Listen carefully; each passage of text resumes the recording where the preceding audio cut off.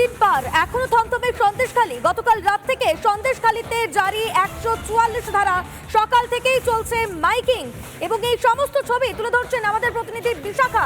এই মুহূর্তে সেখানে রয়েছেন, সেই সমস্ত ছবি আপনাদের সামনে আমরা তুলে ধরবো আরো একবার।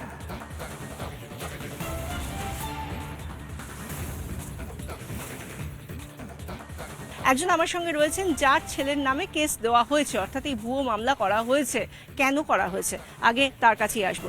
আপনি এই যে বলছেন যে ভুয়ো মামলা করা হয়েছে বা কেস দেওয়া হয়েছে, কি কারণে আপনি এই অভিযোগটা করছেন? কাদের বিরুদ্ধে অভিযোগ করছেন? শিবু হাজরা আর ওই উত্তম সর্দার আর ওর নামটা কি, শেখ শাহজাহানের জন্য, এদের জন্য আমরা কেস চাই। ওরা কেস করবে কেন? এই যে আপনি বলছেন যে কেস করে দিয়েছে, আপনার ছেলের নামে কেস করেছে? হ্যাঁ হ্যাঁ, আমাদের দোকান থেকে মাল সব নিচ্ছে, চেয়ে চেয়ে নিচ্ছে। টাকা চাইতে গেলে এই দোকান বন্ধ করে দিন, আমরা পয়সা এখন হবে না, এই জন্য কেস করেছে। অর্থাৎ আপনাদের কোনো একটা দোকান রয়েছে, কিসের দোকান আপনাদের? শাড়ির দোকান, জামা কাপড়ের দোকান। সেখানে অনেক টাকার জিনিসপত্র নিয়েছে। কত টাকার জিনিসপত্র নিয়েছে? কে নিয়েছে? লাখ তিনেক। কে নিয়েছে? শিবু হাজরা। আচ্ছা, লাখ তিনেক টাকার জিনিসপত্র নিয়েছে, জামা কাপড় নিয়েছে, কিন্তু তারপর টাকা চাইলে তখন বলা হচ্ছে দোকান তুলে দেওয়া হবে। দোকান তুলে দেওয়া হবে বলছে, পয়সা করি এখন দিতে পারবো না। তোমাদের কি, আমার ছেলের নামে কেস দিয়েছি, বুঝতে পারছি। অর্থাৎ টাকা চাওয়ার দোষে এদের নামে ভুয়ো মামলা করা হচ্ছে। এখানে প্রশ্ন অন্য, যারা অভিযুক্ত তারা হলো উত্তম সর্দার, শিবু হাজরা বা শেখ শাহজাহান, কিন্তু যারা কেস দিচ্ছে তারা তো রাজ্যের প্রশাসন। তারা কি করে কেস দেয়? এই যে রাজ্যের প্রশাসন, তারা কি শিবু, উত্তম, শেখ শাহজাহান এদের কথায় চলে? হ্যাঁ, অবশ্যই। শিবু হাজরা, শেখ শাহজাহান এবং উত্তমের কেনা গোলাম বলতে পারেন আমাদের এখানকার প্রশাসন। সন্দেশখালীর প্রশাসন দেখেছেন, মানে এতটাই খারাপ যে এরা মানুষের পাশে নেই, এরা আছে ওদের পাশে, মানে বড় বড় নেতার পাশে, কোনো সাধারণ মানুষের পাশে নেই। আমাদের সাধারণ মানুষের পাশে আজকে এই মহিলারা এত বিক্ষোভের মধ্যে আছে, কোনো দিন প্রশাসন থাকেনি, কিন্তু রাতের বেলা প্রশাসন গাড়িকে গাড়ি পুলিশ নিয়ে এসে আমাদেরকে হুমকি দেখাচ্ছে। আমাদের বাড়ির থেকে যেসব নির্দোষ ছেলেদের নামে কেস করা হয়েছে তাদের তুলে নিয়ে যাবে, এবং সারা রাত আমরা ঘুমোতে পারছি না, খুবই আতঙ্কের ভেতরে আছি আমরা। এত মহিলা মিলে যে থানাতে কেস করলাম, সে থানাতে গেলাম যে করছি, ওরা সেই কেসগুলো নেওয়া বাদ দিয়ে যে সাধারণ ছেলেগুলো 111 জনের নামে কেস করা হয়েছে তাদেরকে তোলার জন্যই পুলিশ এখানে করছে। মানে এমনকি দিনে রাতেও ছেলেদের কোনো নিরাপত্তা নেই, এদের যখন তখন ধরে নিয়ে যেতে পারে। বলা হচ্ছে যে যারাই ব্যবসা করছে তারাই নাকি ভুয়ো মামলার কবলে পড়ছে, তাদেরকে ভুয়ো মামলা দেওয়া হচ্ছে। এনার ছেলেকে দেওয়া হয়েছে। আরো কি এখানে আরো এরকম আছে? আপনার কোনো এক্সপিরিয়েন্স রয়েছে? আপনারও কি এরকম অভিজ্ঞতা? হ্যাঁ, আমারও এরকম অভিজ্ঞতা। এখানে অনেক দোকানদারের উপরে হয়েছে, যেমন একজন তুলে নিয়ে যাওয়া হয়েছে আমাদের এখানকারই ছেলে, স্থানীয় বাসিন্দা সৈকত দাস, তাকে হচ্ছে পুলিশ অ্যারেস্ট করে নিয়ে গেছে। ও হচ্ছে একজন জামা কাপড় ব্যবসায়ী, ওনার কাছ থেকে উত্তম সর্দার প্রচুর টাকার মালপত্র বাকিতে নিয়েছেন এবং টাকা চাইতে ওনার দোকান ভাঙচুর করবে সেই হুমকি দিয়েছে, এবং ওনাকে হচ্ছে শাসিয়েও গেছে। আজ তারা বলছেন যে তারা এর বিচার চাইছেন এবং তাদের দলে পিঠ থেকে গিয়েছে, আর তারা সরে দাঁড়াবেন না। এবার তারা লড়বেন, লড়ে যাবেন, লড়াই চালিয়ে যাবেন। ক্যামেরায় অমিতের সঙ্গে বিশাখা, রিপাবলিক বাংলা, সন্দেশখালী। স্বামীকে হারাতে হয়েছে সন্দেশখালীর পুকুরপাড়া গ্রামের অরুণা দাসকে। আজ মহিলারা গর্জে উঠেছেন প্রতিবাদে। 13 বছরে সন্দেশখালীতে শান্তির পরিবর্তে নেমে এসেছে অশান্তি। মহিলাদের উপর অত্যাচারের অভিযোগ। পুলিশের কাছে জানাতে গেলে পুলিশ তা কর্ণপাত করেনি বলে অভিযোগ। 2 মাস হলো স্বামীকে।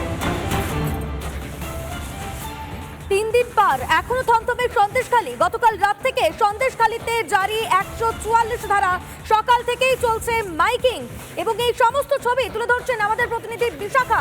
এই মুহূর্তে সেখানে রয়েছেন, সেই সমস্ত ছবি আপনাদের সামনে আমরা তুলে ধরবো আরো একবার।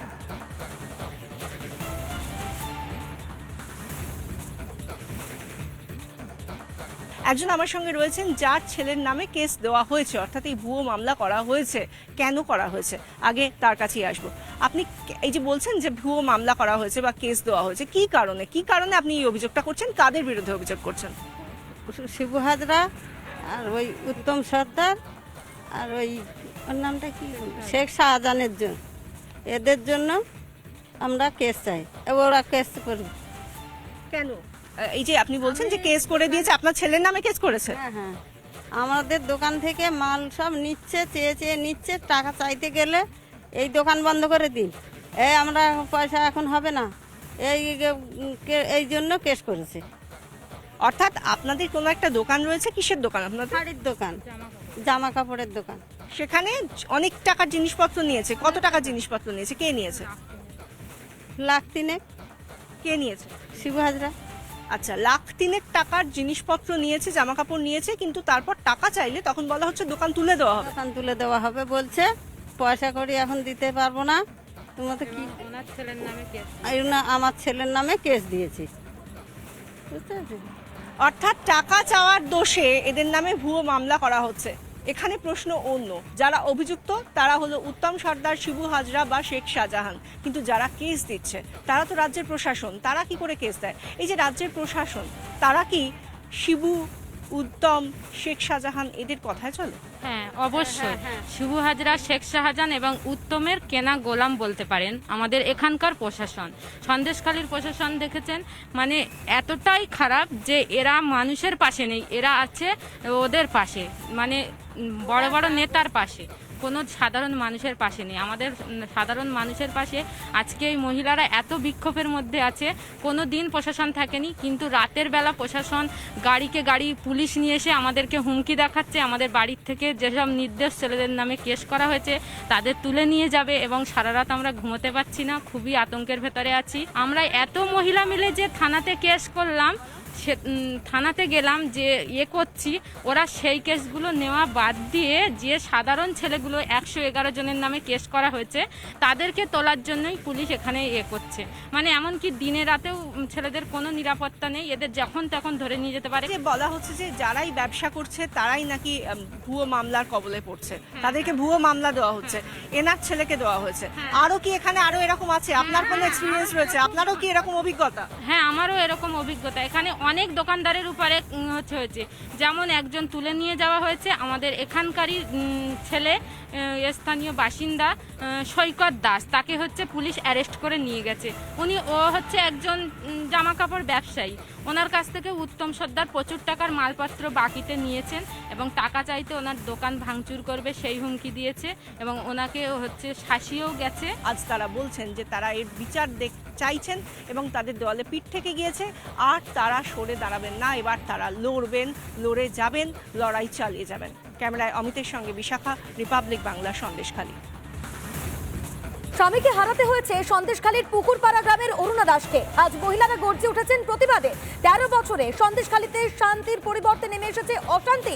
মহিলাদের উপর অত্যাচারের অভিযোগ। পুলিশের কাছে জানাতে গেলে পুলিশ তা কর্ণপাত করেনি বলে অভিযোগ। 2 মাস হলো স্বামীকে